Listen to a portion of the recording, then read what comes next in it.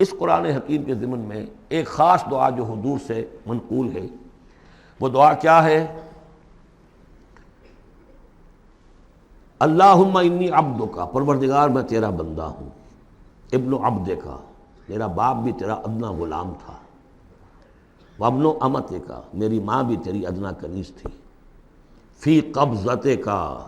میں تیرے قبضہ قدرت میں ہوں، ناصیتی بیدک،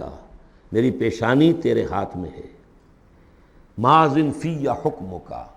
میرے پورے وجود میں تیرا ہی حکم جاری و ساری ہے، عدل فی قضاؤک، اور میرے بارے میں جو فیصلہ تو کرے وہ عدل ہی پر مبنی ہوگا، اسألک، میں تجھ سے سوال کرتا ہوں، بکل اسم ہوا لک، ہر اس نام کے حوالے سے جو تیرا ہے، قرآن میں بار بار ہم نے پڑھا فدعوہ بہا، للہ الاسماء الحسنی فدعوہ بہا، اللہ کے ناموں کے حوالے سے دعا کیا کرو۔ اسألک بکل اسم ہوا لک، جو تیرے نام ہے، انزلتہ فی کتابک، جسے تو نے اپنی کسی کتاب میں نازل کیا، او علمتہ احدا من خلقک، یا تو نے اپنے مخلوق میں سے کسی کو سکھایا، اب استاثرت بہ فی مکنون الغیب عندک، یا اسے ابھی اپنے پاس اپنے غیب کے خزانے میں محفوظ رکھا ہوا ہے، سارے ناموں کا حوالہ دے کر اسألو کا کیا، ان تجعل القرآن ربیع قلبی، اس قرآن کو میرے دل کی بہار بنا دے، ونور صدری، میرے سینے کا نور بنا دے، وذہاب ہمی، اور میرے ہموم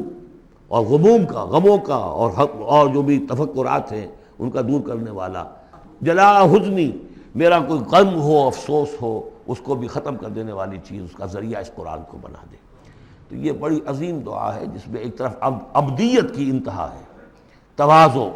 اللہ کے سامنے تذلل، اور پھر یہ کہ مانگنے کی شے اصل میں قرآن سے کیا ہے، اللہ سے مانگنے کی شے کیا ہے، الرحمن علم القرآن، یہ ہے سب سے بڑی دولت۔ یا ایھا الناس قد جاءتکم موعظۃ من ربکم وشفاء لما فی الصدور وہدی ورحمۃ للمؤمنین قل بفضل اللہ وبرحمتہ فبذلک فلیفرحوا ھو خیر مما یجمعون۔ تو یہ دعا جو ہے آپ مانگیں گے، اور اسی پر اب میں اپنی گفتگو ختم کر رہا ہوں۔ بارک اللہ لی ولکم فی القرآن العظیم ونفعنی وإیاکم بالآیات والذکر